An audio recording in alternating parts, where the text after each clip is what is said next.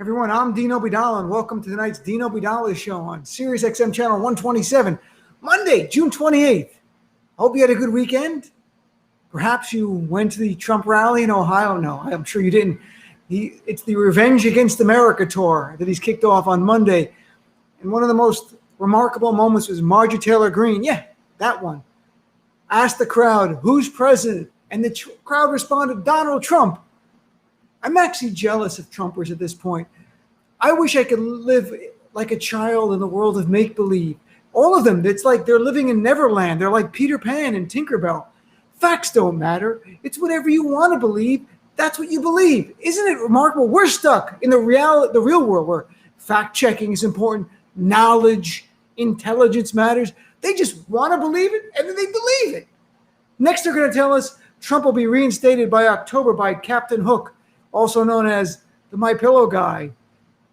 Unreal. But on a much more serious note, today we're watching the GOP led by Congressman Dan Crenshaw on Fox News to cancel Gwen Berry. She is a U.S. Olympian, African-American woman, which just stop there and you know exactly what's going on with that comment. They want her thrown off the U.S. Olympic team. Did she storm the Capitol and try to overturn the election?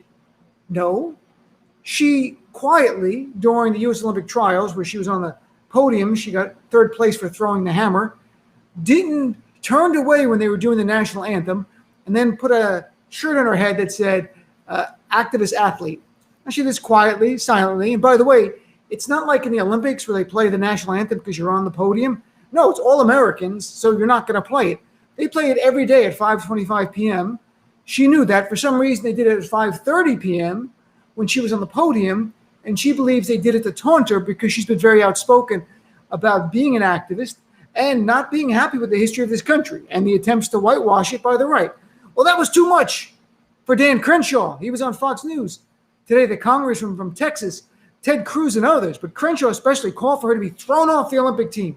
So many right-wing pundits, cancel her. How dare she? How dare she do anything that we don't like to talk about race? How dare you? Look, it's just like Colin Kaepernick and NFL players who took a knee in silence. They weren't just, the only thing they were bothering were white supremacists. That's it. Everyone else, if you didn't like them on a knee, you didn't have to see them. No big deal. With her, she did it silently. She didn't run around the place. She just stood there. That's her freedom. In fact, under the rules of the U.S. Olympic trials, she was allowed to do it. It's actually in her rules that she's allowed to, because she had put a fist up before in the past when she won at the Pan Am Games. And they said, yes, our Olympians can take a knee, or they can take actions during national anthem to express themselves. She did it. She did it quietly. In fact, the crowd at the stadium didn't even notice it. There was no reaction. It's only on Fox News, where it's not white fragility, folks. It's white supremacy. Come on. So they went crazy. Ted Cruz saying, why does the left hate America so much, with a picture of her? Now, after a lot of garbage from the right, Gwen responded on Twitter saying, I never said I hated this country. People try to put words in my mouth, but they can't. That's why I speak out. I love my people.